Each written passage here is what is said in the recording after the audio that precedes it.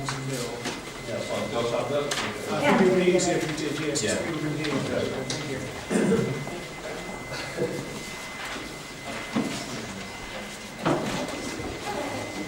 Yeah, hi there, my name's John Sanders. I'm lead youth development worker at Romsey Mill. So I oversee youth development team in Cambridge City, but also in South Cambridgeshire as well. And I recently started overseeing the work in Sawston. Some of you may know Ollie O'Meakin, who was the youth development worker in Sawston. He actually moved on in February. So I've just recently taken over the kind of management support of our work in Sawston. And I don't know how much you know about Romsey Mill, but our kind of remit is to really try and work with vulnerable, disadvantaged young people. That's kind of our passion, and that's what our aim is really, to support young people with whatever issues going on in their lives. And we do that through a number of ways. Youth club, we have 2 youth clubs on Thursday night in Sawston, that meets at Sawston Free Church.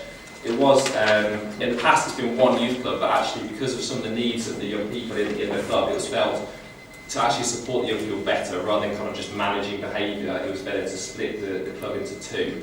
And that has been really successful in terms of actually giving better support to the young people that come, which is great. We get on average about 20 on a Thursday night. We also run a football project on a Thursday as well, which get about 20 each week.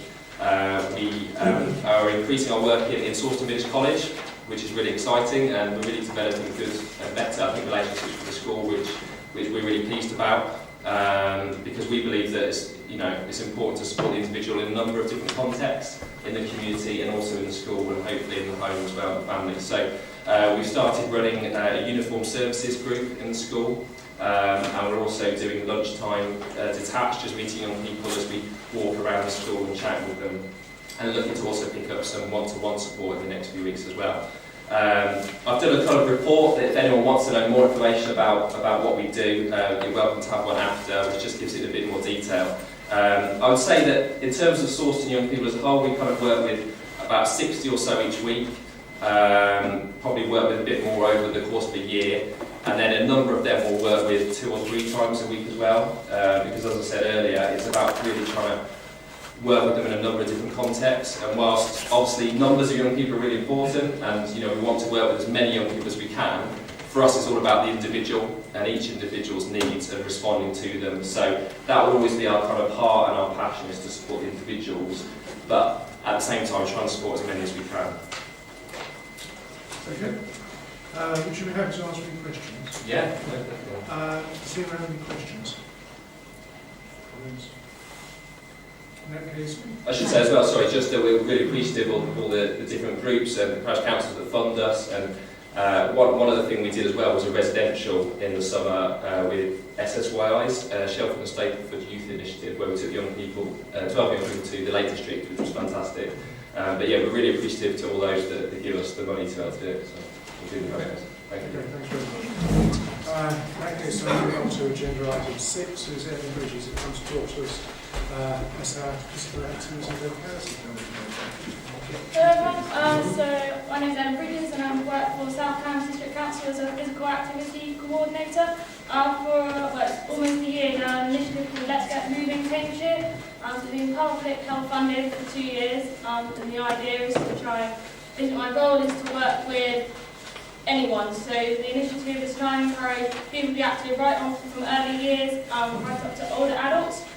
And the idea is basically to set up sessions that people want. So the idea is to work with communities, work with the public, work with people like you to find out what you actually want set up in the sessions. So just set up a walking netball in Sawston and also a New Age curling session. So New Age curling is basically an adaptation of the ice curling that you saw perhaps at the Winter Olympics.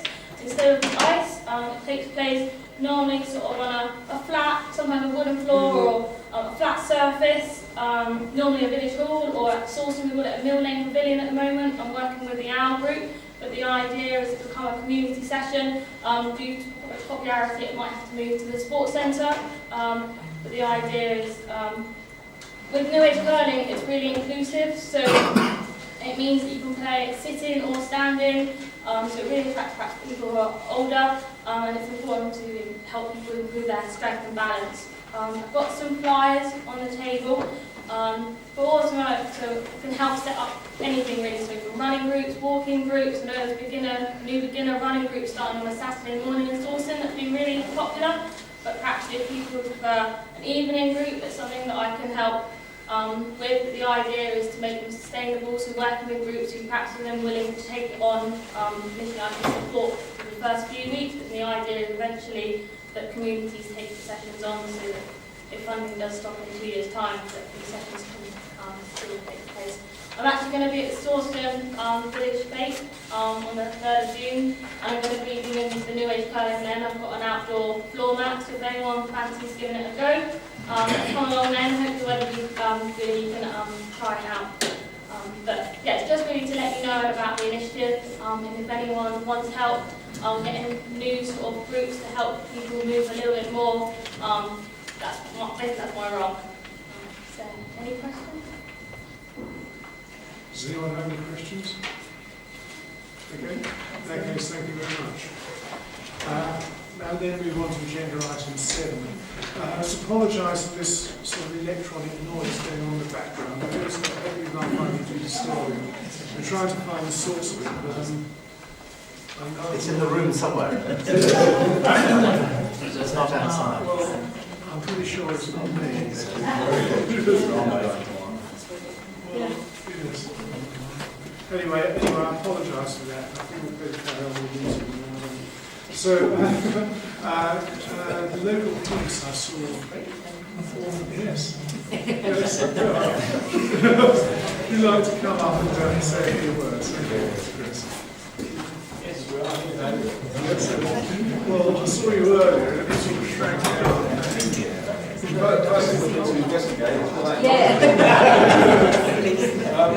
Okay, well, I was asked to come along this evening, and we've got a real bonus because I brought my colleague Leanne, and we've brought on our new Sergeant Gilson, and she's come along as well, so you've got a real bonus tonight. So I'm still going to do a little bit of a talk, but it's good to know she's here, so if we get any sort of awkward policing questions, she might be able to help me out. So basically, just a quick overview. I mean, I think a lot of people here probably subscribe to ECOPS. Do you not? I mean, there'll be a few people who go, what's that? And I'll speak to those later. So we'll sign them up. Just a matter of interest, actually, unfortunately. I mean, how many people are actually on ECOPS? Right. It's certainly quite a few. Certainly very helpful. Quite a few. And if there's anybody who doesn't know what it is, I'm sure people around you will tell you. I mean, basically, it just gives you an overview of what's been happening in the area. So I don't need to say. I mean, basically, in Sawston, we have had there has been some dwelling burglaries recently. We've had theft from vehicles and thefts from outhouses, sheds, and tools and that sort of thing from sheds. The antisocial behaviour situation in Sawston, dare I say it, not too bad at the moment. There has been issues, and I've dealt with Joe quite a lot, and you know, we hopefully we've moved that on now, so that's pretty good.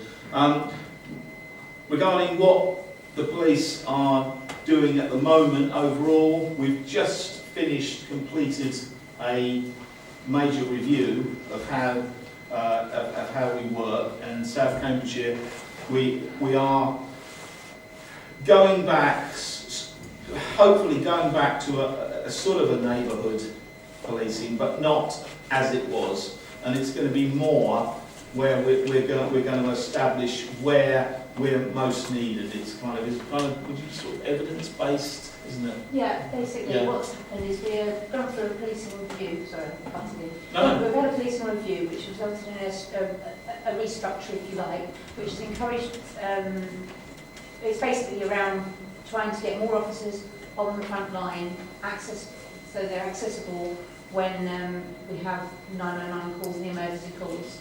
And so it's also meant that police associates such as Chris and Leanne are going to be more visible, engage with the public more, and have more of a presence in the community. When I say presence in the community, if I'm brutally honest with you, you're not going to see a Bobby on the beat in the new world. But I don't need to worry about that. I'm just trying to set expectations really. But what you will see is you'll see Chris visible in and around the community. You'll see Jan visible in and around the community. Conscious that Sawston hasn't had a neighbourhood sergeant actually in Sawston for quite some time. So you've now got a neighbourhood sergeant based in Sawston. It's myself, and I'm running the team alongside John Capes, who's based out of Camborne, and we're both overseeing the neighbourhood teams and managing from there. So there is going to be, when I say increased visibility and increased engagement, we are going to encourage the public to report online more, and also if online isn't available, then report. If I say if it's not for everybody, I'm conscious of that. We've got the 101 service for telephone reporting. That would be in addition to any emails that you might be sending to Chris or Leanne already, or myself. But when Chris has mentioned evidence-based policing, the evidence is the phone calls, the reports that we receive, whether that be a 999 call about a GBH or burglary, or whether that be a report about speeding or parking. It's all through the 101 system, and then the neighbourhood officers and myself can go from there really. So happy to answer any questions if anybody's got any.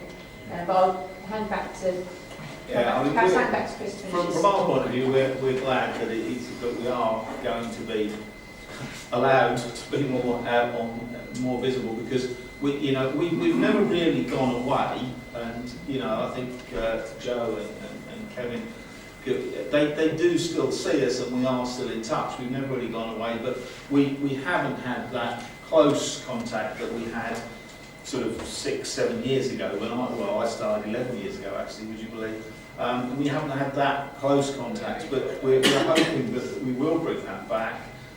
But we will be concentrating on places where we're most needed. So, the age-old thing where people say we don't see the police in our area, in many ways, should, if it all works as it should do, then that should be a good thing, because that means that that we're not particularly needed. But that doesn't mean to say that will change. That may change, and if we are needed somewhere, then we will be there.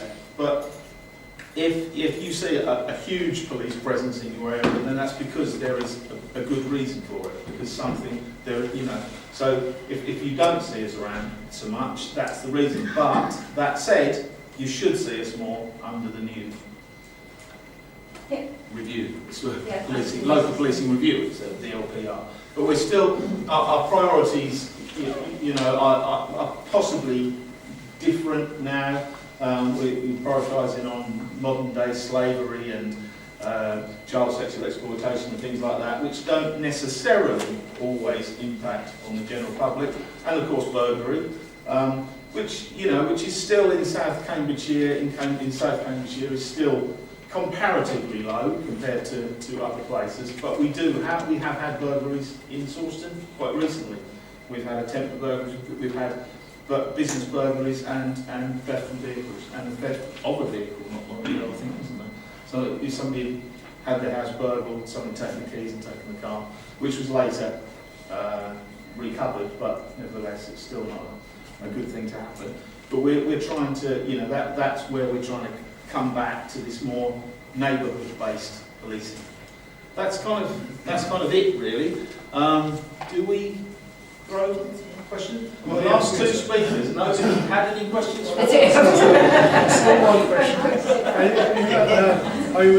We know most of it, but just for some people we don't. It'd be helpful if people say their name for the benefit of the clerk before we speak. So. Well, I saw Derek's hand go up first, so I know Derek. So does this mean that the neighbourhood watch meetings are finished?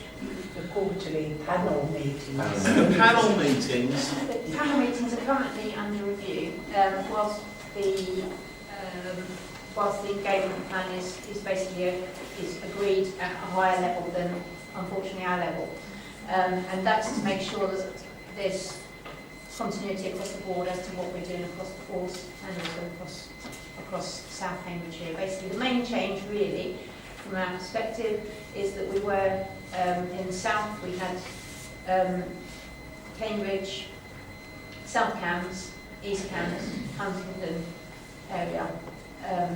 And now we are all one southern division, effectively. So that means that it may well be that rather than having, if there's a 999 call that comes in, it might well be that a car is deployed, the nearest car is deployed. That doesn't necessarily mean that it's an EV car or a South Cambs car. From the 999 perspective, from the neighbourhood perspective, we are increasing our engagement, but not at the moment, no. That's still under review. I think basically, to conclude, panel meetings, even if they do return, they won't be as they were. It won't be where because we used to set priorities, didn't we? By what they won't be as you know them, but something on those lines may return, but it won't be the same. Like most things, really. I mean, we're saying neighbourhood policing, but it's not the same as it was 7, 8 years ago. But so yeah, at the moment, panel meetings are not happening, but watch this space. As soon as we know, we'll disseminate. We know what the agreement is from the management, and we'll be disseminating those to parish clerks and other key individual networks. And we'll keep you informed in the neighbourhood watch as well. But that doesn't mean that you can't still contact Chris, can't still contact myself, can't still report things to us. Please don't stop reporting because there's no panel meetings. If anything, we'd like you to report everything if you can, so that we can actually monitor exactly what's going on. Because I think that it's fair to say that with that our intelligence has perhaps diminished previously, and that's what we need to do neighbourhood policing. We need that information from the public, from yourselves, from the parish, in order for us to do our job and make sure that we're preventing crime as well as detecting it. Any more questions? Yes. I'm Irene Ruby. I've heard many times that there aren't the resources to deal with the parking issue outside the post office. And I appreciate you have much more important things to do. But I'm not alone in feeling that the situation now is becoming quite dire and someone is going to be hurt before long. Well, you are right, I'm afraid, that there isn't the resources to deal with it on the scale that we used to. And it is, as Emma said, to be brutally honest, and we have to be honest, there isn't, and it is not currently a priority. I know you say someone won't get hurt, but evidentially, we don't. There are yes, speeding causes accidents, but parking not necessarily, and parking is more of a nuisance thing than a safety thing. And yes, people do park badly and could cause issues, yes. But it is, and it's just the way it's been looked at. Parking is not a priority. That I can't say any more. That's just how it is. It's where it is, and Mill Lane is going to get much busier. I mean, that said, I still, obviously I don't give parking tickets like I used to, but I still do give them, but not on a regular basis. I'll be honest with you. It's just. I think one of the parish councils suggested decriminalising, didn't they, and having a thing, but I don't think that's going to happen either. I really, it's difficult to say. It's difficult for me to say because I know we want to keep, we want to give the public what they want, but the hard fact is we are just not concentrating. We are not prioritising parking at this time. I mean, there is parking and parking, isn't there? Well, there is. It's on a very dangerous corner. Yeah. And there is, and if I'm out and I see it and I'm in a position, I will deal with it. But we won't go out specifically to is deal with there anything it. else that can be done? Is there a project that? I mean, Well, there was. Yeah, what I would suggest at the moment is, I know I keep going on and on about reporting, but if you report it online at the time, and then that gives us the information that we can not only use from an enforcement perspective, but really parking isn't just a policing issue, it's a highways issue, it's a local council issue as well, and without those reports and without that evidence, then the situation isn't going to be resolved. I apologise, I hold my hands up, I don't know the geography exactly. I came in post yesterday, so you are my first public meeting. So I don't know the geography exactly where you're talking about, obviously, it's not Chris does. I do. So parking isn't just a policing problem, and actually short-term issuing of tickets, we're only going to ever really reach those people that have received tickets. And if it's just a small minority of the same, and it's the same vehicles that are parking day in, day out on that location, then yes, we might resolve the problem short term. But if it's a long-term problem, such as parking outside the post office, where you've got a constant changeover, it's something that needs to be addressed holistically, not just by enforcement. And that's why we need to report these matters, so that it can then be highlighted to other relevant agencies if need be. But as Chris has quite rightly said, we're not in a position to issue parking tickets and on a daily basis, because we have other priorities. The way it's being managed now is we've got priorities, force priorities, which sit at the top. We've got dwelling burglaries, sexual abuse, child sexual exploitation, and then we've got the concerns. And that's where we come in from a neighbourhood perspective, is that we can look at the concerns after we've done the priorities, and then we can hopefully feed that into the relevant partners, work with district councils, but we can't do that without the evidence, and so all I was saying is just keep reporting it. And I know that might sound like I'm putting you off, but it's really, the more information we've got, the more evidence we've got to put So it is to it local. appropriate to take photographs and send photographs? Yes, we wouldn't necessarily be able to do anything with those photographs, if I'm brutally honest with you, because unless the vehicle is there at the time, we are there at the time. You can't give We a can't parking issue ticket the ticket. retrospectively. You know, it has to be done there and then. Yeah. But if it's the same vehicle over and over on a daily basis, regular daily basis, and you had words with them, if appropriate, of course, then we can have words of advice with the owners. But we're not going to do it we're not going to do that for every single car. If it's the same car, and if we've tried to tackle it within the community ourselves, then we'll address it. I'm just concerned about the safety of because that Mill Road is going to be so much busier. It's understandable, and we do appreciate it, but you know, that is honestly where we are. We just can't prioritise. Yes, just to, I have a list, but just before I start bringing people in, I do take slight issue over your comment that parking doesn't cause accidents, because there was an incident on that corner. I didn't say it doesn't. I didn't say it doesn't. A lady was knocked off her bike. Yeah. Oh yeah. I mean, I'm not saying it doesn't cause accidents, but you know, it's not seen as the most dangerous driving offence. You know, people on mobile phones, people speeding, and all that. I didn't say it doesn't cause accidents. I mean, anything.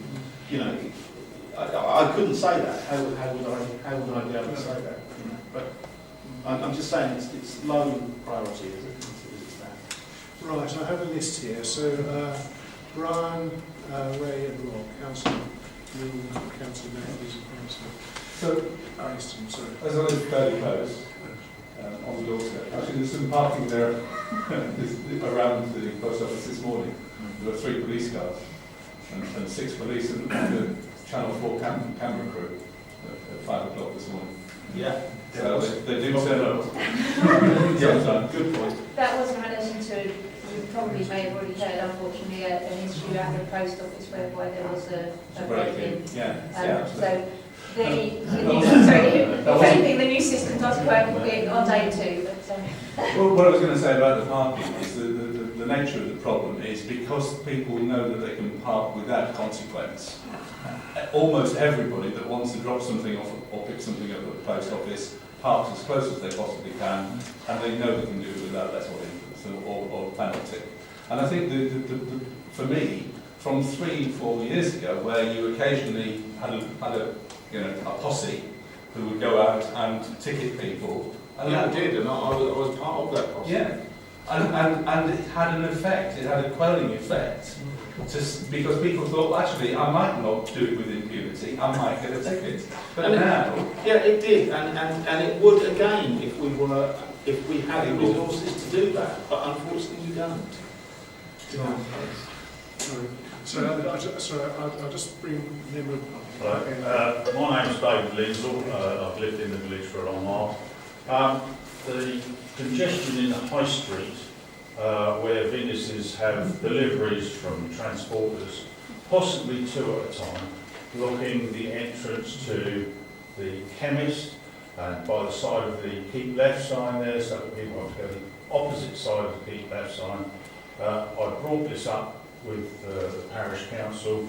I went and saw Jo, and she said that's nothing to do with us, it is a police matter of the congestion. You have just said that it's not a police matter, so where do the public resources go from here? You're talking specifically about this and Well, their lorries are there constantly. They're not their lorries. Yeah. I mean, this They is are big deliveries and and collections from there. Yeah. And they're 2 articulated lorries parked one behind the other. Yeah. It's just ridiculous. This has been going on since I remember. Well, who do we approach to get it stopped then? Well, I don't think you can. Report the matter online with the photographs, and then that is something that if we need to speak to highways to try and, or whether that be move to keep their bollard, or whether it is something we need to speak to Vindis because it's happening on a daily basis. And as I say, if it's the same offenders all the time, then that's something we will look at. But without those reports, the regular reports, then we'll action that. I backed this lady on the issue on the post office corner. It's there. It's constant. It's not the odd one. It is constant. It's because people are too lazy to go and park the car and go to the post office. Yeah, It's an issue that should be dealt with. You know? There's no point in putting double yellow lines there if they're not going to be acted on, is there? The double yellow lines are there put there by highways and the council. For the safety of. For the safety, yeah. And So. but we can only action what we can action with the resources. So are you saying that we've got to wait for somebody to be seriously hurt before this happens? No, I'm encouraging you to report everything that you possibly can in relation to anything, whether it be parking, whether it be speeding, whether it be vehicles parking next to keep their bollards. Report it so that we can then focus on the issues that we've got and the evidence that we've got, and we can prioritise on that basis. We are going to have to prioritise based on reports, because that's the way policing is at the moment. And no doubt you've probably seen in the headlines the numerous, every day the police are in the headlines on a national level about policing levels. Yeah, so all I can say is encourage you to report really. As regards businesses, I was at a meeting once when the police were going to restrict their times of delivery. And now gradually it's got back, so it's any time of the day.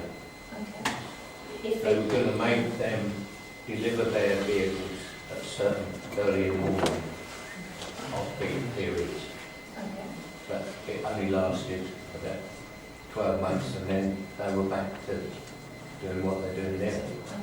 But again, that's something we can look at with regard to if you report it, and Chris will know the geography, no doubt.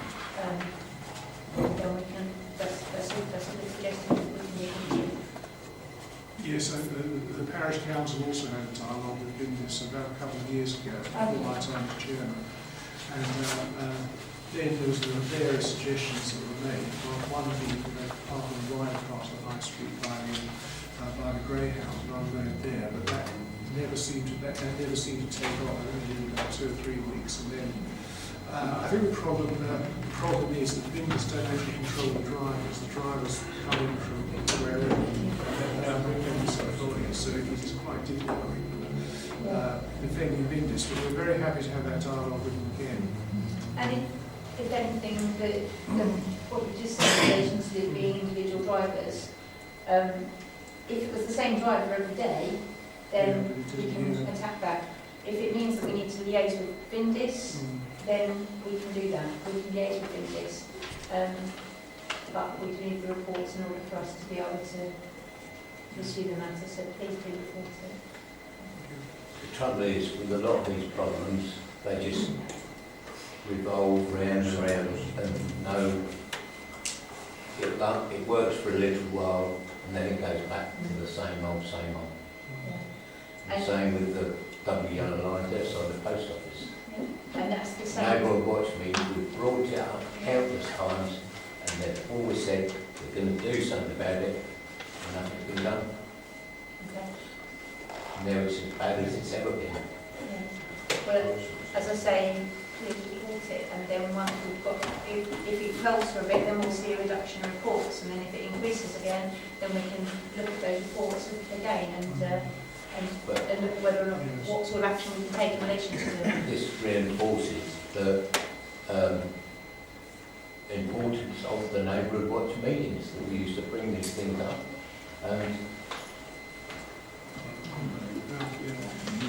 Yes, As I say, the neighbourhood panel meeting. Yes, I think we ought to move on. If it's a member of the public who wishes to raise any other issue, I'm happy to take it. Otherwise, yes, I'll just ask the public first. But now opening Councillor Matthews and then Councillor Preston.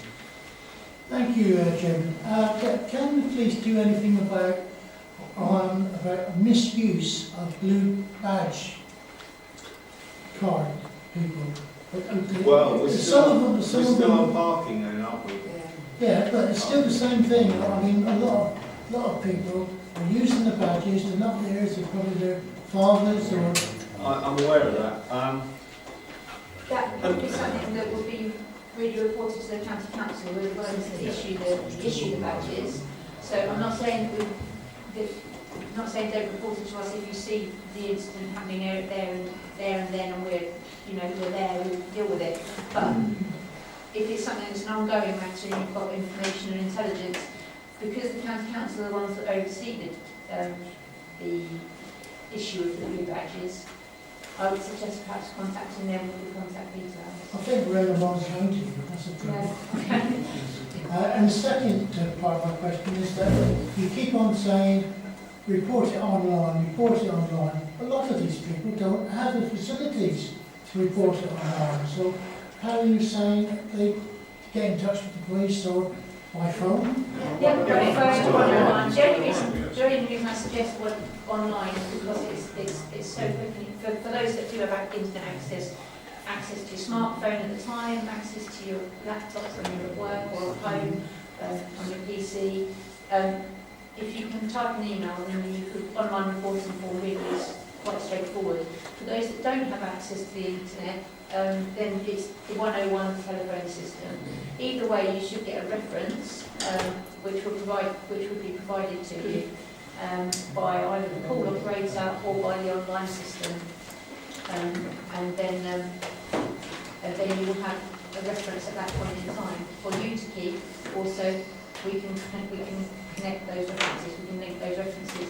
If it's an email to Chris, I'm not saying don't email Chris. I'm not saying don't email me. But if it's an email to Chris, then unless Chris forwards that on to me and everybody else in the team, it's only going to be Chris that knows about it, and it's only going to be Chris that can access that email. If it's online or by phone, then anybody in the force can access that email, access that online report or phone report. Councillor Preston. Hello.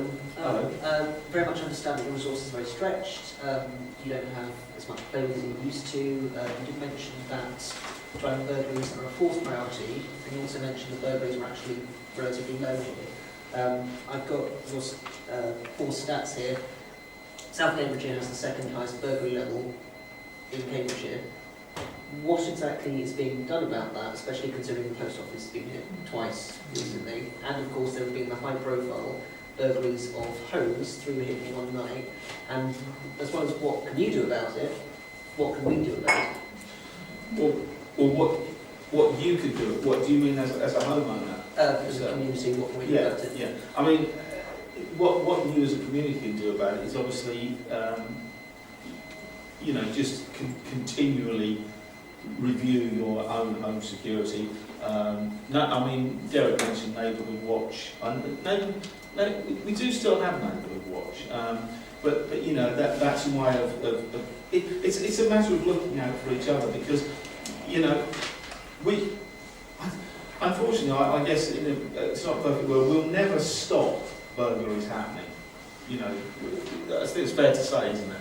I mean, we'll never stop it happening, but in order to decrease it happening, it's all about own home security, really. If you're saying should we be putting more police on the streets, well, yes, we'd love to, but as we've already said, we don't have the resources to do that. No, of course, I fully understand that. Yeah. Obviously, we'd like to have more police out there. Obviously, you are quite stretched. Still, what I was going to say, Martin, what we should be doing, what are you doing? And also, you mentioned that Neighbourhood Watch teams or Neighbourhood Watch groups were under review, but you're also recommending that they be used. So, should people be signing up for Neighbourhood Watch teams whilst you're not and I can giving a clear indication of what's going to happen? I mean, I can give you details about how to sign up for Neighbourhood Watch. I can let Jo know and she can disseminate that.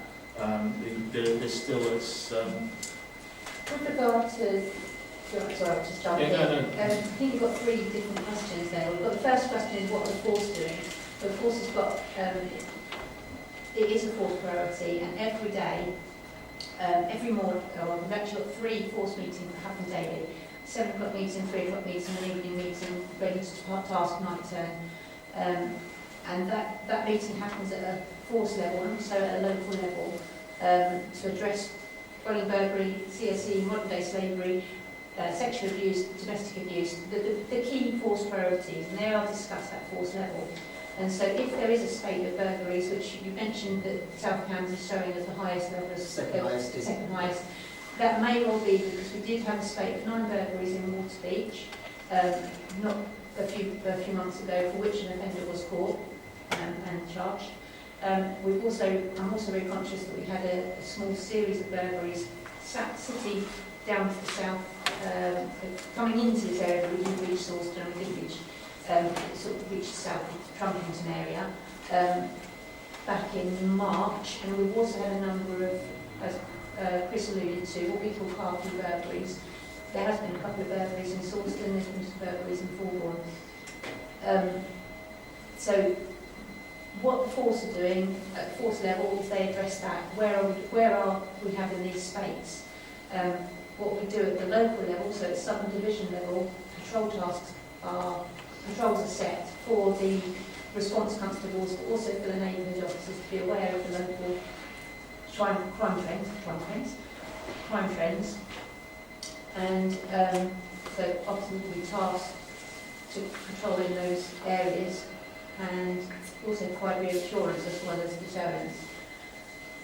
And then we've also got the crime prevention initiatives. This is our realm really. In terms of, we've got Rachel Carr, and we've also got other Rachel Carr in South Cambs, who is our crime prevention officer. And we've been running a number of different series of crime prevention events. So we've had one recently in Orchard Park last weekend that Chris and I attended. Medcott, and we've had Water Beach in relation to that spate. And so if we highlight a particular area that is being hit, then we're going to put those crime prevention events on in that area. What the crime prevention events do is that we offer people the opportunity to buy security items at a reduced rate. They're at wholesale prices. We offer security advice. We use very basic security advice now. it is things that Chris has alluded to, such as CCTV, high borders, 6 foot high fencing. Conscious this is all sounding very expensive, but there are things out there that can be, there are things, a number of different options out there for you to buy and purchase that aren't actually overly expensive. Locking windows and doors, we're coming into the summer months now. South Thames is a very affluent area, majority of it, and that is possibly another reason why we see these spates, shall we say, of burglaries. It's really reducing that opportune moments for the thief that is driving past, that says, over to that property, and then climb through the window, or go around the back of the property through the unlocked gate that's left open, and then go in through the back door, break the window, jam the windows. Other typical ways of breaking in would be using garden implements from the actual house itself. So breaking into the sheds with a view to using those garden implements to access the house. So lock away your garden tools. I know it sounds very straightforward, very simple, but don't give the thieves the opportunity to use tools, your own tools, to get into your property. But yeah, if you look on our website, there's lots of different. I know I'm referring to the website again, and I'm conscious not everybody has access to that. If anybody doesn't have access to the website, then please come and see us, and we can arrange to provide extra security for you. And if there's, I believe, Chris, you were looking at putting on a crime prevention event in Sawston anyway, weren't you? Yeah. So once we know the dates, then we'll put that through to the Parish Council for dissemination. If you look on our website, there's lots of different crime prevention advice, all that, whether it be burglary, whether it be bogus callers, lots of information there. So I think that's the 3 points. False, local, what can we do? Thank you both. Thank you. Right, I think we've had quite a good discussion, so thank you very much for coming along and for your presentation. And we now move on to the next item, which is a little bit back. And we're going to do the meeting here to Janet Martin, who is the chairman of our planning committee and also the chairman of the working committee and neighbourhood plan working group. Thank you, David. I'll go and stand over here if that's okay, if I displace about the neighbourhood plan, just to provide an update, and I hope you'll have a look at this before you go, because it's got some useful stuff on it about the value of neighbourhood plans for the community and what the process is. And I'm really pleased that we've got Siobhan Mellon and David Roberts here with us this evening from South Cambridgeshire. So any technical issues maybe you can help me with at the end. I think, has everyone got a copy of the report on the neighbourhood plan? It's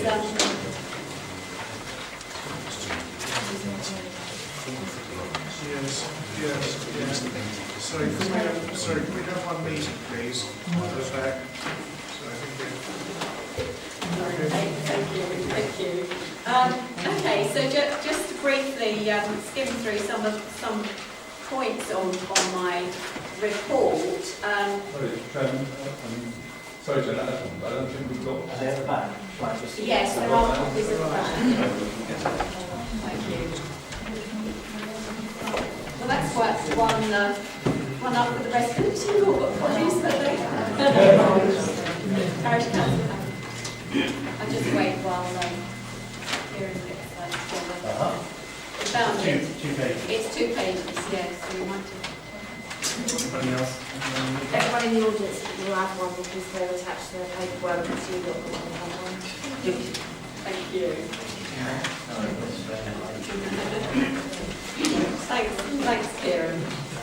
Okay, so a neighbourhood plan is important because it's the way in which the local community can set out its policies, its vision for development in the area. And so from the point of view of Sawston itself, the sort of things we can put in our neighbourhood plan is you want to see in terms of housing development, in terms of business or retail plan development, high street development, infrastructure and highways that might be impacted on by that, and local green spaces and recreation areas. What we can't do is be in contravention of whatever is in the local plan or in national planning policies, and we can't prevent any development in an area taking place at all. So it's a way of sitting down and actually thinking sensibly about what we want Sawston to look like in the future and where we would like planning to actually take place. So what are the steps? If I go to the bottom of that first page, it's important to remember that development of the neighbourhood plan has to be community-led. The Parish Council has an important role in it because we have to make sure it's done properly, that all the governance steps take place. But the ideas, the creativity of it all has to come from the residents, from the people of Sawston. And early last year we set up a working group to try and start the process of neighbourhood planning, to engage and work with local community and to ensure that the consent of that community is secured at all the points that we should be.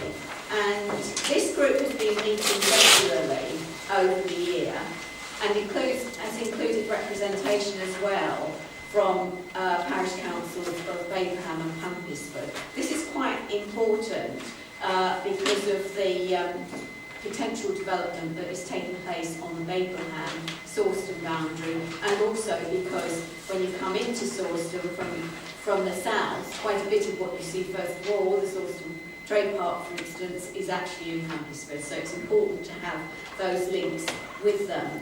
And we've also been developing an action plan and identifying sources of funding with input from Cambridgeshire Acre.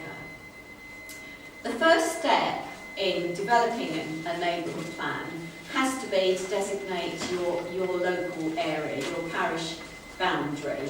And within South Cambridgeshire, only parish councils can apply for neighbourhood area designation, so it's had to come through the parish council.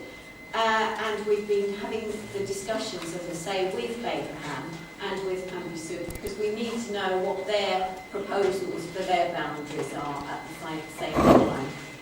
And all three parish councils have now decided that they want to prepare their own neighbourhood plans. If you remember the last annual parish meeting, I think we talked a bit about should there be a joint plan with one of the other parish councils, but everyone has now decided that what they want is their own individual plans. However, we are going to be working quite closely, particularly with Baberham, on the area of the boundary where there's the overlap and the new potential housing development. So, on that basis, the Parish Council has agreed that we proceed with the neighbourhood plan based on our current parish boundary, and that application has now been submitted. It has to go to South Cambridgeshire and we have to put certain technical information in there, which we hope we've done. South Cambs have an agreed procedure to get the neighbourhood plan, to get the neighbourhood designation of the neighbourhood area agreed. And as we're proposing the whole of the parish, there isn't a need for consultation as such, so it should theoretically be a fairly simple exercise. But because of the local elections, we will have to wait until that's done to get the formal decision. So, just to say what we've been doing over the year in terms of the content of the neighbourhood plan and public engagement. Another first step is to obtain evidence about the size and the type of development that we want for the Sawston area. Last summer, some of you may well remember, we were present at a number of village events. We had a stand, particularly at the Big Village Fete and the Church Fete and the Mary Chalice Fete, to talk to residents about whether we should have a neighbourhood plan in the first place, and what were the issues for Sawston around housing, traffic, etc. The people we talked to gave us an overwhelming support for the neighbourhood plan and also helped us to identify a number of headings for content. This year we're going to be repeating this exercise of being present at local events. So I hope you will be able to come along and meet with us there. And we'll have more to go on by then, because hopefully we'll have our area designated. And we're also very pleased that when we do the stand at the Spices Fete one year on the 3rd of June, then we're going to have representatives from the rural travel hubs and greenway projects to join us. So that's quite an important thing. We're also going to be holding a number of drop-in sessions at the Parish Council offices, and residents are also very welcome at all our meetings. And Joe has kindly put on the back of the report all the key dates, so do put them in your diaries if you can. We would also welcome the opportunity to speak to any local groups about the neighbourhood plan and issues with Sawston. So anyone who is representative of a local group and would like one of us to come and visit you and talk to your members about what the issues are, then please do so. What are we going to be doing as well about the neighbourhood plan? Well, once our area is approved, we can actually start to apply for some funding applications. We can't do that until the area is designated, and probably some of that funding will be used to identify some further research needs and provide us with evidence for our decisions on neighbourhood planning. Just to say some thank yous to people who particularly helped us to get the neighbourhood plan onto the scoreboard, and it has been quite a lot of work. I'd like to particularly thank Joe, our parish clerk, and Claire, our assistant clerk, for all the admin work. We've had some residents as well who have regularly attended, in particular Mike in the front row. Mike, I would like to say thank you to you for coming along and being our regular resident attendee. To Siobhan and David and their teams for all the advice, and to councillors from the Bainham and Pampersford councils and our own councils as well for their support. I hope everyone will continue to support the neighbourhood plan, and that will generate even more interest as the year goes on. Mike, I was going to ask you if you'd like to say a few words about your input in the neighbourhood plan. Yeah, do come over. Be lovely. Thank you. Just I've been more or less the sole Sawston resident to turn up at these meetings. What we need for a neighbourhood plan is not the council that are doing it. It's meant to be the neighbourhood, the residents of Sawston. So what we're looking at is we want people who are residents of Sawston who have got ideas about how this village ought to look in the next 5, 10, 20 years. Do you want a pedestrianised high street, which would save the parking outside the post office? You know, what about parking in the village? What about the transport? What about the lorries that are forecast to go up and down Bayburn Road? What sort of houses do you want on the development? Do you want blocks of concrete, or do you want pretty little, every house is different on the development? Do you want windy roads that prevent speeding, or do you want straight roads? Street lighting, dare I say potholes. You know, we need the residents to have a voice on the neighbourhood plan. We do. And we want people to come along to the meetings, you know, even if it's just to listen at first, but if you've got ideas about how you'd like the village to look over the next 10 years or so, you know, what do you want the children to grow into? Is it going to be a grotty little village that does nothing, or is it going to be a pretty little village where you've got a neighbourhood where people enjoy living in the village and have got a voice? So that's all I'm after, is just somebody to join with me putting in ideas about Sawston. You know, because I say it's not just a council thing. This isn't a political thing that's going to you know, beyond what you've allowed. It's our voice in the village. So that's a good idea for the administrator, isn't it? It is. Thank you, Mike. People have a voice. That's really well done. Thank you to Mike. Yes, I would reiterate everything that's been said, because the neighbourhood plan will only work if there is extensive community involvement. If there isn't, it won't. It will just die. It won't last project. So we do need people to get involved in that. That's right. We're So not parish thank council you. as well. Siobhan, David, do you want to add anything? What's been said? Hi, I'm David Robertson, District Council Planning Team. The only thing I wanted to say was, from the outset, you may think, oh, doing a neighbourhood plan, that's going to be really complicated. And there are challenges and complications in preparing one. But over 500 have gone all the way through the process. And at the end of that process is a referendum. So they can only come into force if the village votes for it. 500 have been made in England already. So it can be done. They're not for everyone. If there are no issues in Sawston, it's a perfect village, then you probably don't need one. But if that's not the case, then it might be part of the answer to some of your problems. They can't deal with everything. They can only bite on planning issues, but they can influence the form of the village in the future. Government's very keen on passing powers down to local communities. We often hear that there's a deficit of local democracy. This is one of the areas where government is saying to the local community, this is something you could do if you want to do it. You don't have to, but it might be something that will help to improve your community. Would you mind just Yes.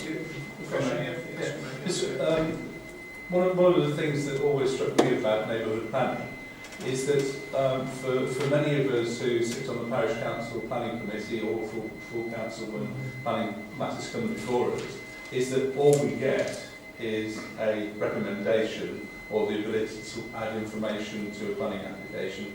So we either support it or don't support it. But that has no legal weight. One of the things that struck me about neighbourhood planning is that if it's a matter that we've got in the neighbourhood plan, it gives our opinion equal weight to the authorities. So that gives us a real possibility of a say in the way that the village is developed.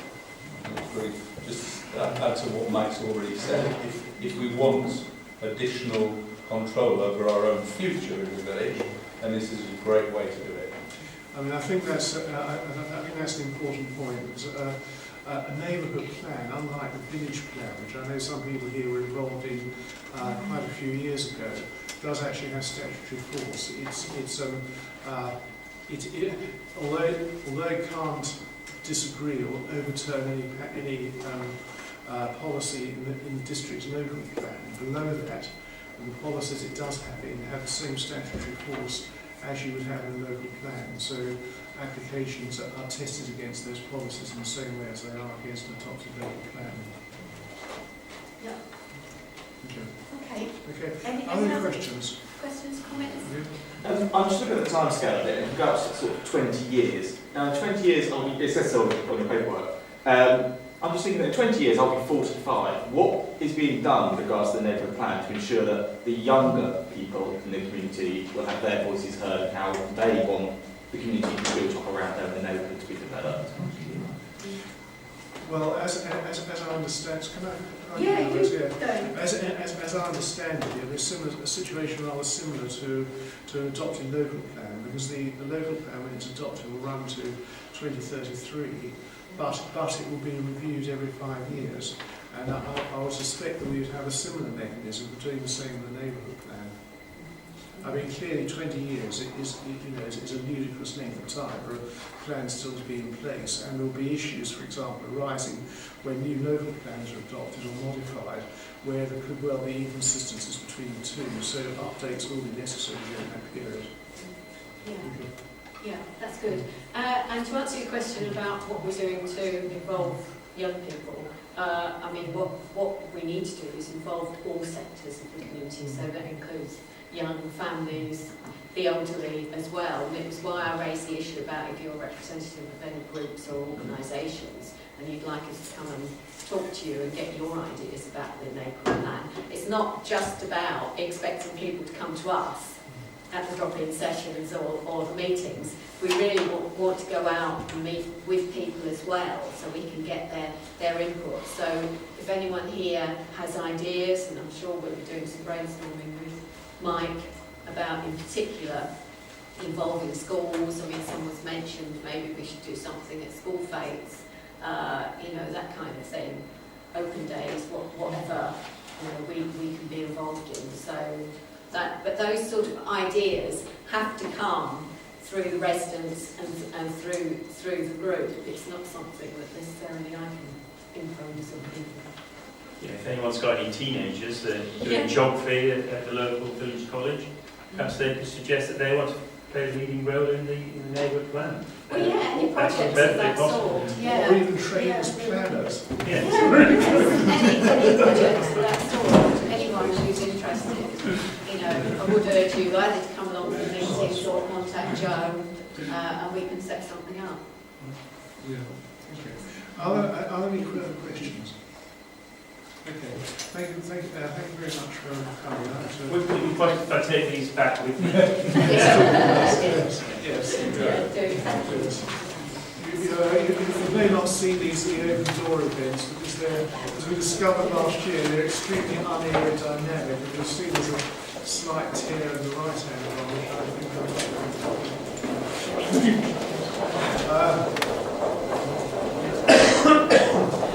I think right, we can move on to the annual chairmanship.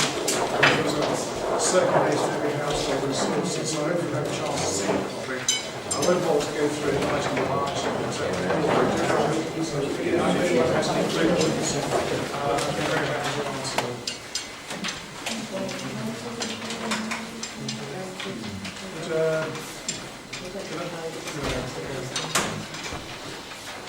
So, yes, One question. How did we find out about the meetings? what we, sorry, which one? Neighbourhood plan meetings? Yes, there is a neighbourhood plan, yes. The report, if you've got it, the dates are on the back of there. Oh, right. Yeah, but we'll also be hopefully circulating a leaflet around the village, Yes. which will have those dates on there as well. Right, are we happy to do the report? Yeah. In that case, I'll move on to agenda item 10, which is the year-end financial information by the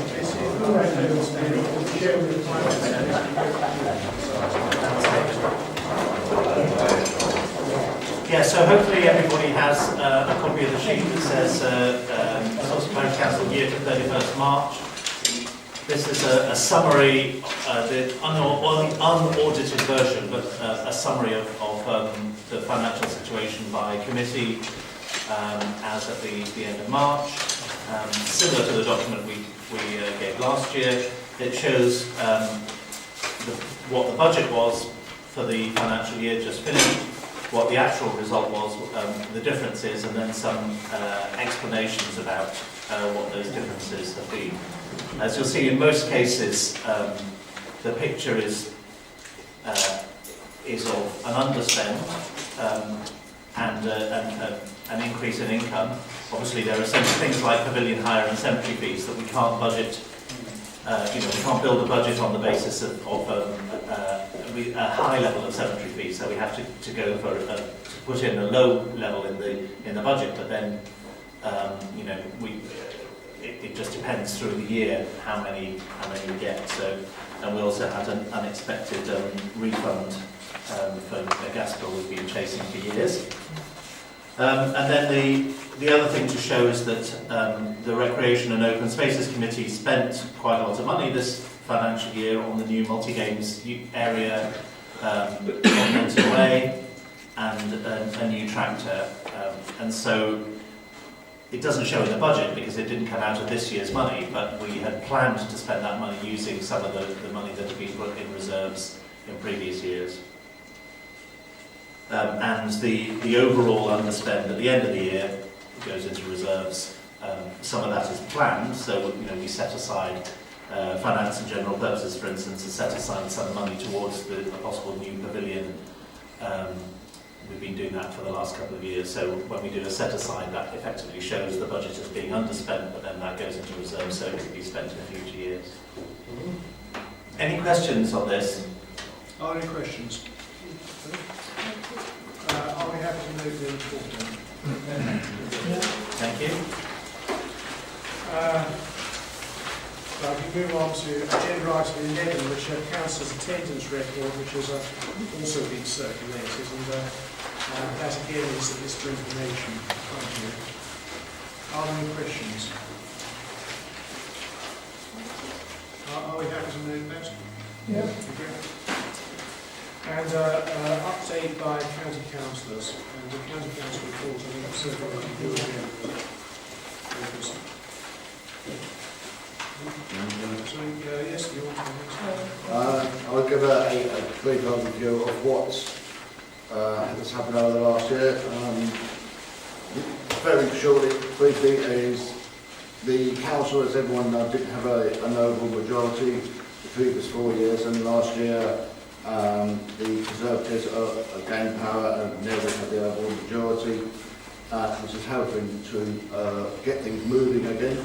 The budget, which is quite clear, is the fact that it was decided, due to the stresses on demand-led services, which is adults, social care, children, that we would retain the 2% adult social care, but would also increase council tax by 2.99% to go into a smoothing reserve should there be demands for the future. The thing about the council, county council, is it actually has made efficiency savings of £32 million, which is a pretty good record. Regarding highways, which is, from what I can gather on social media, is a bit of the main issue regarding the village, is the county council have improved their highway repairs. It has gone up from pre-Christmas of about 100 repairs, pothole repairs a day, now to 300 pothole repairs a day. An extra funding has also been put in of 2.5 million to help to address this, and this also goes on top of what the HIAM, which is the programme from the government. So we are getting on top of it. We got 2 new dragon patches coming, I think, this month, towards the end of this month. We've got one of the ones back now, and fortunately the Princess Drive was done this morning, and the report that I got back from the highways person is that, as much as there may be some comments, but they come round and they're doing the Sawston Fun Run route first. Then they're going to come back and do the other repairs, and then later on the high street will be repaired and be serviced. So there's a huge programme that's been undertaken through that. That's come out of a lot of lobbying, fighting, and meetings between myself and the leader of the county and other members of the county. The other point I'd like to bring up is the libraries. The issue is that we've decided that because there's some segments that are abusing the service of the libraries, you'll get the first half hour free, and then after that there'll be a £1 charge per hour. Now, in the report is slightly wrong. Is people who are unemployed or on universal credit will not pay. Any under 18s will not pay. And there also, anyone that wants to go in will have free use of the Wi-Fi. Sawston Hub is back on track, and hopefully that'll be, looking to start building that in 2019. Then the new communities and partnership is up and running, and the White Ribbon campaign is gaining accreditation in November. So that's really it. If there's any questions, please ask. You've said the High Street will get resurfaced. How much of the High Street, and any idea of timescale? And also Princess Drive, that was meant to be resurfaced, so is that still going to get resurfaced? Princess Drive is currently has been repaired today. Yeah. There is a potential of it being resurfaced at a later date. What is the later date? This year? No one knows. This is at a later date. I cannot give you a date. I can't tie that officer down to a date. Because of the programme. What about the High Street? Any time scale on that? Pardon? Just High Street, any time scale on the research? The High Street we're hoping to have done, but a lot of the High Street will probably be done because it involves the Sawston Fund One road. So we're hoping that a lot of that will be dealt with before the Sawston Fund One. That's just potholes though. Is that going to be resurfaced? It's going to be repaired and resurfaced. It's particularly bad still in front of where the pedestrian crossing is between the Children's Society, where that used to be, had a special surface for the size of it. Pardon? And outside of yeah, but that's all where the surface has worn off, telling people of the speed and slow down. That's just... They offered it where he's came out, he's done a full inspection, and all those issues will be addressed. Before Sunday? Hopefully. Sorry, Matt? Yes. The problem for many of us is that the repairs that were done in the last two weeks or so are absolutely useless. And they've come along with a bucket of tarmac and filled to 2 inches below the surface or whatever, half the pothole. So you've still got a pothole. I mean, I just don't understand why they wasted their time in doing literally half a job. A lot of it is due to the fact that it's what they call emergency repair, and I would agree with you. They come out of the bucket and they dump it in, and that's all right. And you see them stamping it down their feet. These issues will have been addressed. One of the things that I will say is I sent an email to the leader of the county, the deputy leader of the county, the executive of the county, complaining about the state of our roads. And through that, there was a meeting, and tonight, thankfully, the deputy leader has turned up, and he can confirm that there was a meeting held, and there's actions being taken to address all these substandard works. Down at the bottom of the village, where the old vets used to be, from there to the bypass junction, that had been repaired. But all that was done was it was sprayed over, and I suspect all it did was stopped it getting any worse, because it's terrible to ride on. Who authorises the payment for those sort of repairs? The person that needs to answer that question is, can I ask the deputy leader to answer that one, please? So you're asking who authorises repairs for potholes or pavements or anything like that? Yeah. Okay, so it just goes through the Whittleford depot. So the officers are working in conjunction with Skanska, who are our partners for highways repairs, and that includes the pavements. And so they get paid per job, Skanska do, and they get told where to go. Is there any quality control over anything like this? Or? Yes, there is, and that's the reason why we've had meetings, because although it seems like they'll come along and like most of the repairs they do are substandard, actually it's probably 95% are actually quite good, but we don't notice those. It's the 5% that, like Kevin said, they stamp their feet, emergency repairs, they come back later, but we don't know they're coming back later. There's actually a new system being introduced with white and yellow lines, so we know what's emergency repairs and what's going to be full repairs, so that we know, and then hopefully we'll roll out communication so the public knows as well. It'll make it a lot easier that you know what's an emergency repair and what isn't.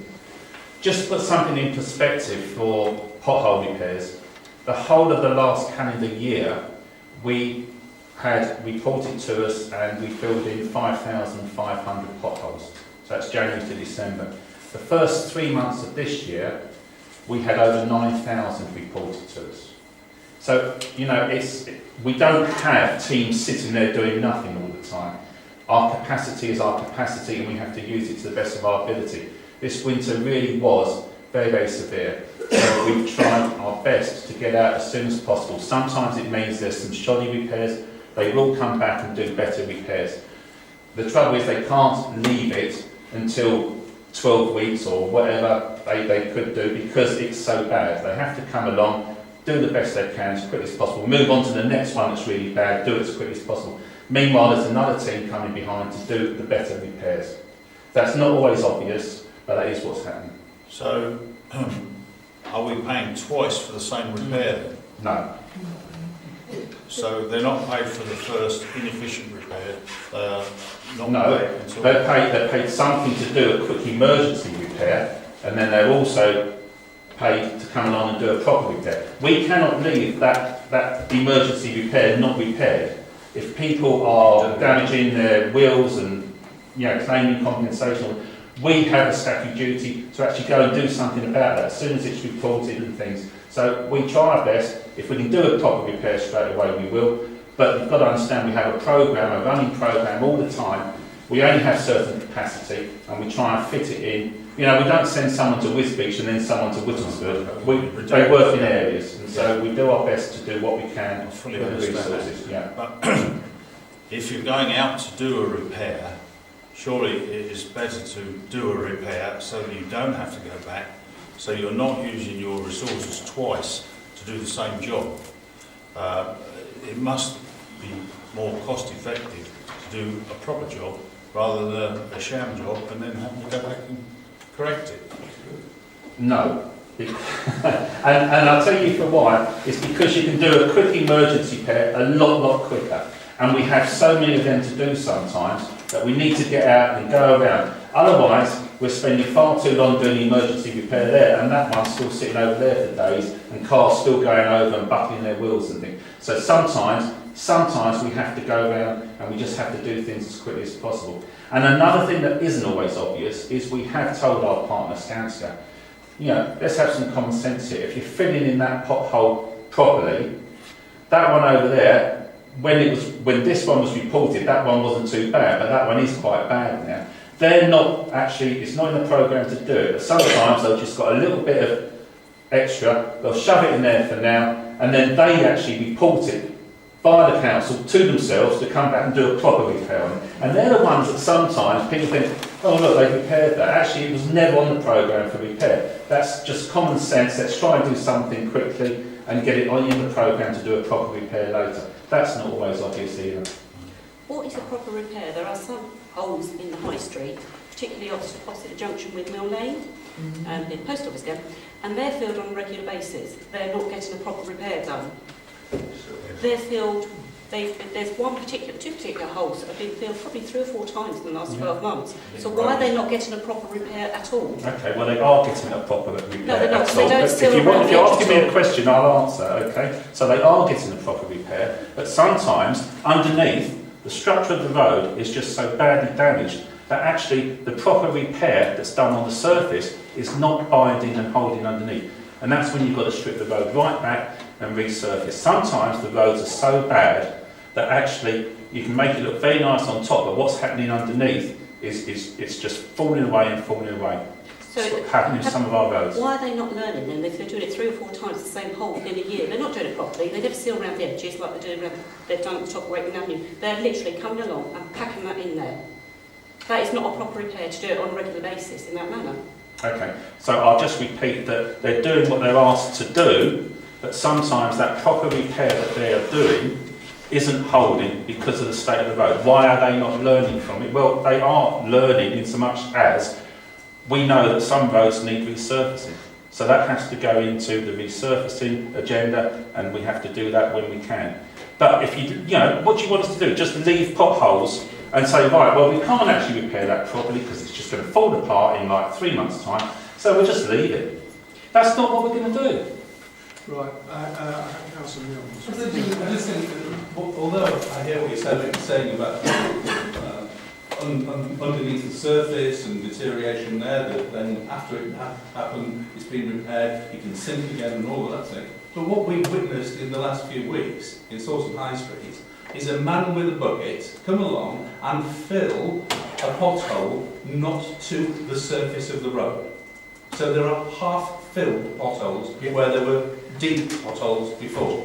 Especially And on on the high street particularly, which was where it was deteriorating so badly. So although what you're saying I accept about the way that roads deteriorate, and the repair down Pampersford, as we discussed at the Parish Council, was an experiment with your new toy gone bad. They overfilled the holes. So instead of potholes, we had overfill. So on one part of that road, there are overfilled potholes, and on other parts, there are underfilled potholes. That's just crazy.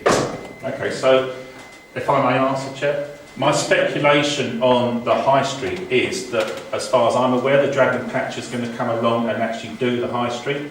And whatever you think about the repairs when it was first used, it's certainly working very well now. Okay, because as for anything, we had a trial, and we have new drivers, and we have new machines, and sometimes people get it wrong. So, okay, so you may have a little mound.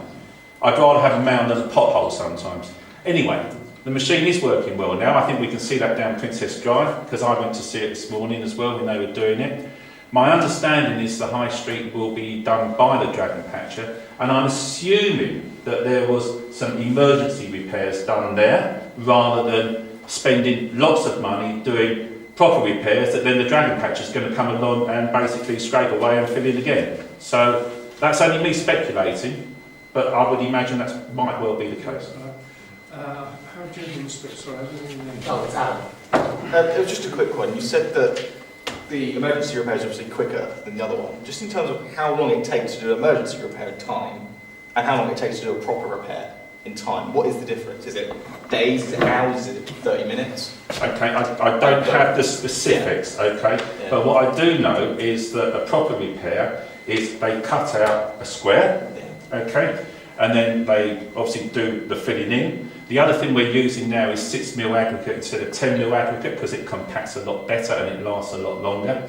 Then obviously they fill it in, and the real problem with potholes and filling in is if you do it when it's really cold, and obviously that's when they start and you get cold weather, in the cold weather, and then you get more cold weather. If you try and do these repairs in the cold weather, the chemical bonding to actually seal that pothole doesn't always take. Sometimes it does, sometimes it doesn't. Again, what sort of position are we in? Do we just leave it and say it's too cold and leave it until the spring? Well, actually, well, who knows about spring and weather these days. But anyway, you know, what do you do? So I don't have the answer to that, but what I do know is it's a lot quicker to do an emergency one than a full one. And the other thing about sealing, madam, which you asked about, is no county council in the whole of the country seals round like the utility services. But if you just let me finish, please. But we, sorry, I'm not. I'm just saying. We, as a county council, are now looking to see if we will spend extra to seal, because as far as we're concerned, although there's no evidence necessarily that it makes it last any longer, what we see with our own eyes is that the utilities don't deteriorate as much as some of our repairs. And although our repairs are adequate as they should be, we want to make them last as long as possible. We're looking now to see if we can seal it like the utilities, and whether that actually does make it last longer. So we're doing a trial of that in another part of the county for 3 months. You said that you can't do it in the cold weather. That dragging machine, I thought was for cold countries, so that it heats the ground first. You may answer that, but I do have other speakers. Thank you. So, which one do I I'm not an expert on the Dragon Patcher. It does heat the ground. Obviously, if the ground is very cold or the air temperature is very cold, I'm not. Okay, you can. No, sorry. I'm not just asking, but thank you for the question. Right, I have Jen and is it Adrian there? We're having a closed discussion. Well, I just wanted to say that, you know, I was stood in the high street and watching fix or emergency fix the potholes, and I have to say they did a good job, especially after cars were nearly running them over when they were trying to pat in the tar. So, I mean, the Dragon Patcher was used, I believe, on a cold day, which you just said you can't use it on a cold day. That's why those repairs were so bad. They have done a good job of trying to fix the village, but as I say, people are going to drive over it, and that's what's splitting the tar and everything up, which is breaking people's windscreens as well. So people aren't going to give them a chance to actually fill the holes and let them set, then what do people expect? We're going to do our best so that But that's what it's not emergency repairs all the time. If we can get it back to a state whereby it's proper repairs and not emergency, then hopefully you won't have the cars taking it out quicker. So thank you for your comments on that. You can't win. It's not fair. It does feel like that sometimes. Yeah. So, If you look at the entrance to the Huntsman site in Dunsford, that was done by private contractors 2 years ago. There was potholes that appeared there, and they were all done properly and have sealed and haven't reappeared again. Whereas all the ones that have been done by Skanska are terrible. Yeah, absolutely terrible. And you know, I'm not saying it's a huge learning curve because they should be good at doing what they're doing. And you know, like I say, 95% as far as we're concerned is a good job. Can they improve? Yes. They're our partner. Should we make them improve? Yes. Are we looking at doing different things? Yes, the 6 mil instead of the 10 mil. Yes, sealing instead of not sealing. Yeah, no one else is doing this, but we're looking to do this because if it makes it last longer, by a year, 2 years, there's a business case for doing it and spending that little bit extra. So we're not sitting there going, oh, you know, Skanska's fault or anything. We've got to tell Skanska what we want them to do, make sure they do it, and if it works, great, and if it doesn't, we've got to find another way of doing it. okay. Right, I'm turning to Bill, and then I'll close in discussion after that. Thank you. I think sometimes it's probably down to the people who do the job. It's the same as anything throughout the world. You can only do as good as you are doing. And there are people that do jobs better than other people all the time. And that's one thing. But the other thing is, you said that you don't use the system of sealing the patches. Well, I'm afraid you're wrong, because a few weeks ago, when we first started having the potholes repaired, there was Queensway was done, and every hole within Queensway, when that was done, was sealed around the edge. And I told Karen that they'd done an excellent job, and nothing in the village has been done to that close up. I think two things. You're absolutely right. The Skanska subcontract teams, and some teams are better than others, and we know that. You know, but it's a quality issue, and like you say, some people take more pride in their work maybe than others. Second, I didn't know they'd been sealed in Queensland. Great, but like you say, nothing else has been done. But if it looks good and it lasts, then that can form part of our trial that we're going to do anyway. So I'm amazed that that's happened because I didn't know that was happening, and maybe that's us saying to Skanska, you know, if it is possible and you have got time, then do it, and let's find out. I didn't know that one, so thank you. It's a shame that, I said to Kevin as well, that it's a shame that the people who've done that, and I watched them doing it, some of it, but because they seem to be doing it so good, that it's a shame that they couldn't do the whole damn thing. How long did it take them to do it though? Alright, thank you for that comment. Right, I'm now moving on. Are there any other issues other than potholes? Sorry. I'm just wondering about the abuse of the computers that you mentioned, the restriction of 30 minutes for use. Oh, yes, okay. So can you repeat that, please? Yes, I'm just wondering about the abuse of the computers that you mentioned and why it's only 30 minutes of free use now. Because one of the things that's came out of it, and I actually spoke to the people at libraries yesterday, is there's people going in there and watching films and everything on it, and they're using it for social media, and that's not really what it's about. It's that if you want it for social media and all that, then there's other people out there that will be needing it for universal credit, for looking for jobs, and the under 18s that have been needing it for studying, and they're not being able to get on because these people want to sit and watch a film. To me, that's not quite right. So the idea is that to stop that, if you're sitting there and you're doing your studying, that's not an issue. So if you do want to watch a film on there, then after you get the first half hour of the film free, and then after that you start paying.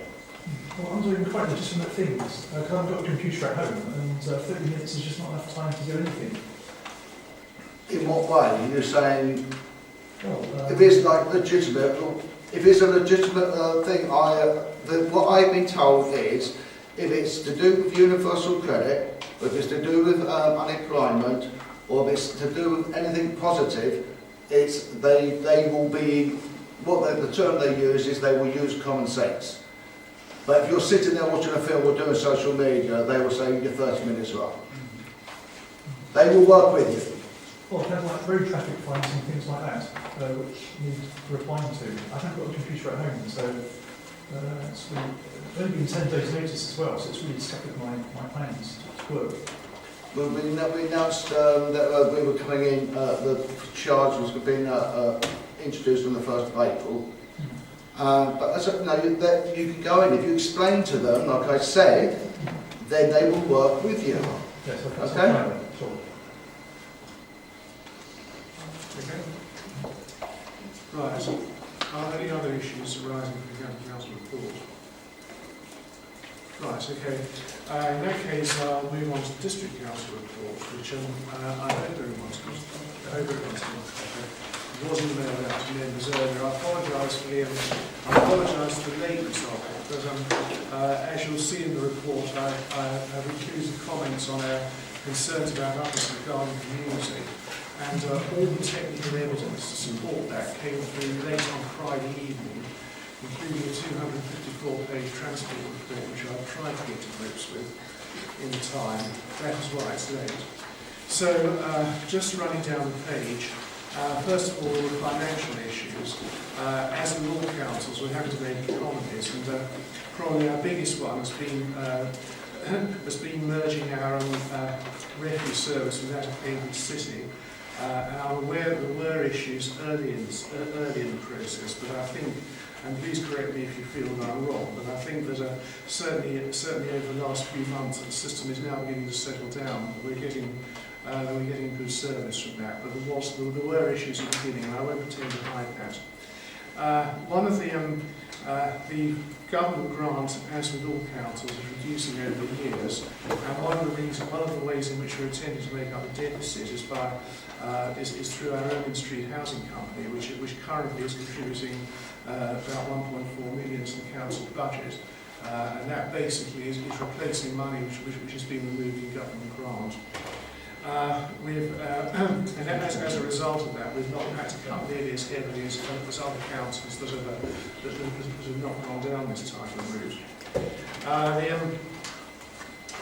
The health and wellbeing programme, which I refer to here, particularly in Sawston, the two particular items I have to attract your attention to. And one is that as a result, largely developer contributions have been able to carry out a major refurbishment of all our play areas, Orchard Park, Linden Way, Mill Lane and Deal Grove. All of those have new play equipment, and also we've included a multi-use games area, Mugger, which was referred to earlier, to cater for older children, because most of the play equipment is for under 12s.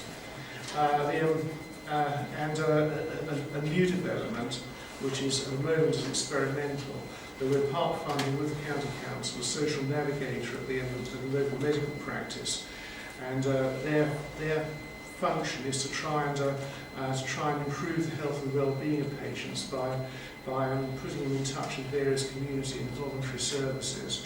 So basically, it's a way of tackling loneliness, particularly in the elderly and the isolated. As I say, the post was advertised about 3 weeks ago. I'm not sure whether the appointment's been made yet, but that is in hand. We are very aware of the issue around Barclays, and just before Christmas, Kevin and myself went in there, and we were able to get in to measure up with a view to Romsey Mill possibly there are 9 years remaining on the lease. And one of the possibilities was that Romsey Mill might be able to use it as a youth drop-in centre. They were certainly very interested. We went round there, and they've taken us away to their technical people, because obviously the work which needs to be done in there, quite a lot of the stuff is still in place. I mean, all the sanitary and plumbing stuff's still in there. There's quite a lot of cosmetic work which needs to be done, and also I think that there are issues with wiring as well, because of the wires hanging down. But that is in hand, and as I say, it will depend very much on the amount of money needed to bring that back into use. So the continuing saga of the local plan. And I think I'd like to make it clear that once a local plan has been submitted, it is entirely in the hands of the inspector. She is approaching the record of any planning inspection, planning inquiry in the English planning system, which is currently held by Sizewell B. And if this runs before the 17th of September, she will learn her place in the Guinness Book of Records. There was a short originally. It was intended to finish the examination. It was submitted in March 2014. Yes, that's right. It was intended the hearings were finished by the following Easter 2015, and a report later that year. But at the same time, she was doing Brighton and Hove, so the work on Sawston in South Cambridgeshire stopped for about 2 months over Christmas. But I won't go into all that, because that's ancient history. Yes, I'm aware of the time. Thank you. So basically, in the latest developments is she published a list of modifications which she considers were necessary to make the plan sound. A lot of those related to the green spaces in Sawston, and there are 3.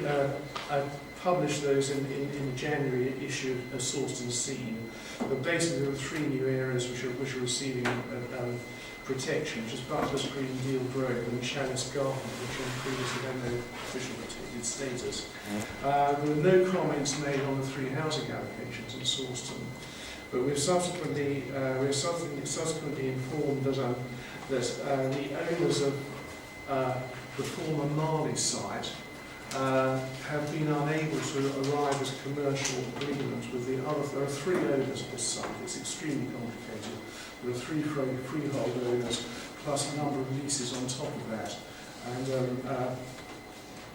basically they're unable to reach a commercial agreement, and decided to make the commercial decision to go ahead with to implement a permission which they've been keeping alive since 2008 to develop an employment site on their part of the site. So it looks as if H1A won't happen in that form. Certainly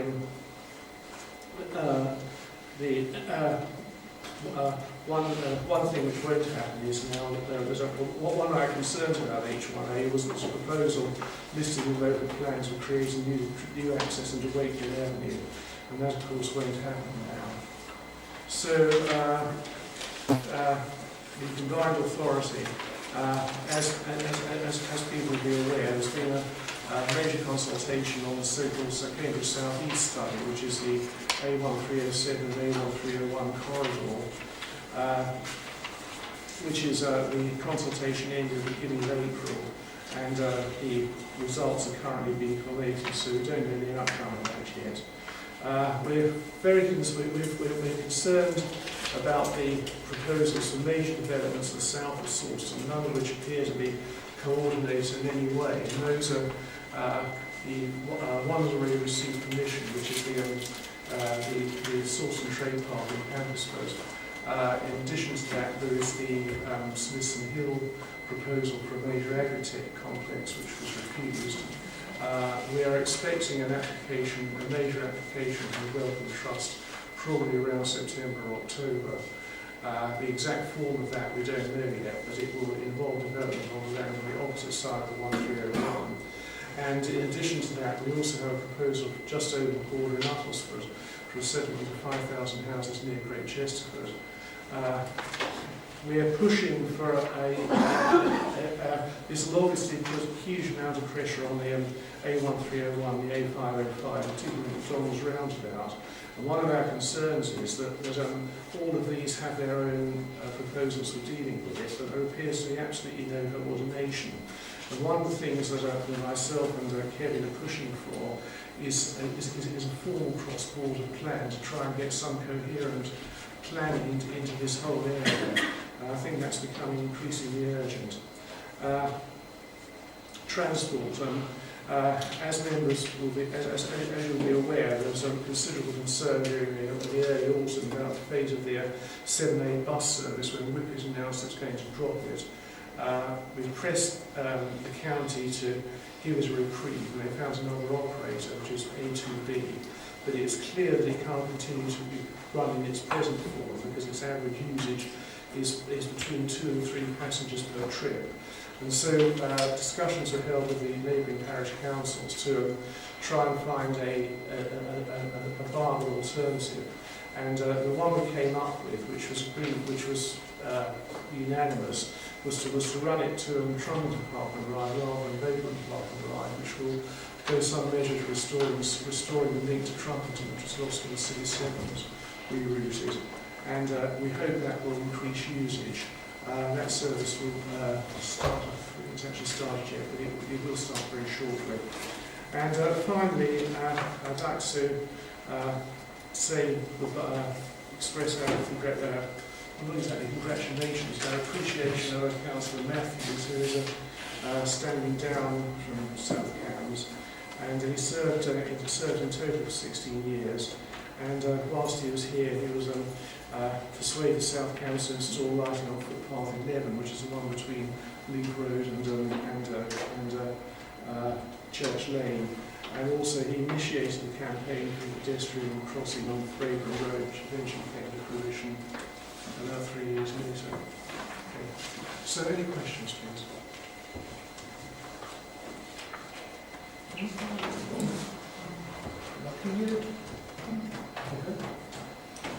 need to thank Roger because he's standing down. No, that's... No, I was just talking about district council. I shall... Right, in that case, I shall move on to agenda item.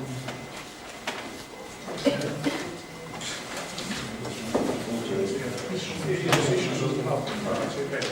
Are there any issues from the public which have not yet been addressed? And please not potholes. I'll be very, very quick. The recycling bins in the car park. Yes. I try and park now there are in a filthy, untidy state. I don't know how often shoes, clothes are collected from there. They're piled high on top, and all around the boxes are tin cans, cigarette ends, and heaven knows what. Now, I know it's owned by Budgeons. Are they actually responsible for the cleanliness, shall we say, of the park? As opposed, they seem to be being used for fly tipping, the back of the bins. There's stuff there which quite honestly shouldn't be there.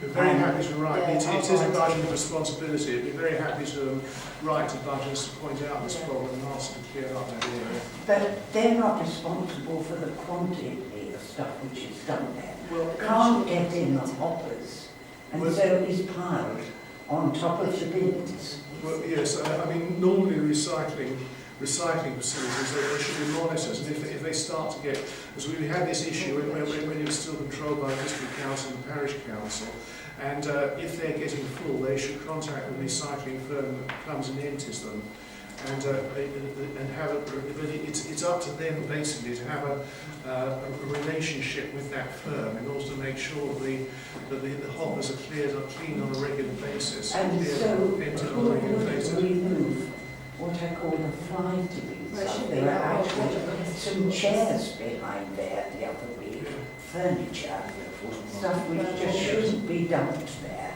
I mean, well, as I said, we will write to Budgeons and also we'll talk to the environmental health enforcement officer. If it's fly tipping, it's envirocrime, and that is a responsibility of South Cambs to enforce, which we will pursue. Thank you. Are there any other issues? Yes? I'm not going to say potholes, but the other thing that tends to vex the village is the verges. Have you got contractors in to cut the grass verges? Is it more than last year or less? It looks like it might be in there somewhere. We've increased the cutting £17 per year. Yes. And also to spray the curbside as well. Yeah. Leveling out middle of May to do that. Yeah. So hopefully that will tidy it. Yes. And I think we're having sprays a year, 3 sprays a year is. 3 sprays and something. I mean, at one time, one was sufficient, but due to health and safety, the substance they use is not as strong now as they did at one time, so it has to be done more frequently. Are there any further questions? That's okay. In that case, I'll move on to issues from councillors.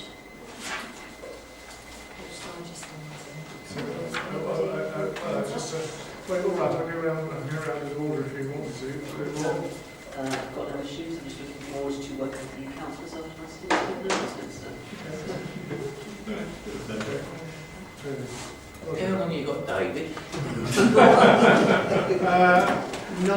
8 minutes. Right, it might take longer And, than 8 minutes. well, now, yeah, and remember other people also want to speak. Right, I've got it quick. The reason I'm leaving the parish council is it's getting a bit of a on there, for a starter, and they don't back the village. There was a planning meeting not so long ago where people turned down, they didn't want the buildings done. They didn't mind building, but the building they were doing was ridiculous. And it got passed through by this parish council. I hope someone will be here tonight, but they refuse to come because they don't trust the parish council anymore. Because they didn't back them one little bit. The person who put it forward was sitting over there. He's got a thing here saying build houses in the right place. He was the one who put it forward for building all these places there. Right? Yeah. The other thing is... Yeah, just caution you, this isn't a party political hustle. No, this is not... Please carry on. No, I'm just saying... The other thing is, I found this in Huntington Road on the pole.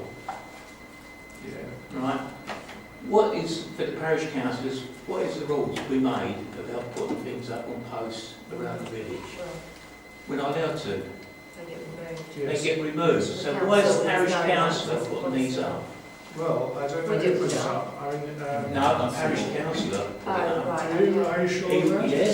Did you witness it? Well, I didn't witness him putting up that. It's all to do with a person from the parish council Well, who is standing for election this year. well, it may be, but you can't prove that that person necessarily put it up. I know, but they should know that it's not there. He should admit, you know, if he put it up or not. I don't know if he did, but that was up there.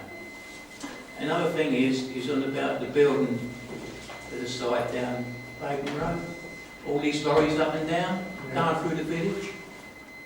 How many years has there been a no through for heavy vehicles going through the village? How many years? 15, 20 years? It must have been about, probably about 2007, 8 actually. Yeah, well, I think he owes people an apology for what he's putting in his leaflets. Yeah. Yeah, I disagree with him telling lies. He's not a very good parish councillor.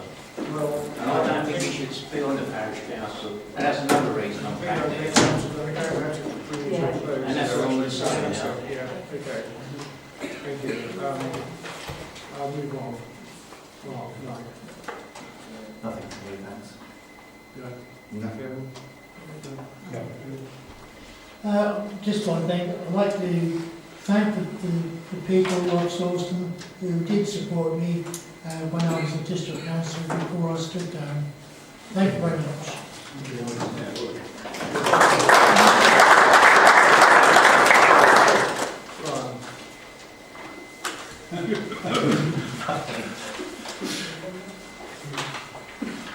I don't really know whether to respond at all. Probably not, really. I think Chris is better than it. Yeah, I think so. We'll just let it rest. Largely. Lovely. Okay. Colin. I'll try. Okay. In that case, I'll close the meeting. Thank you very much for coming. Yes.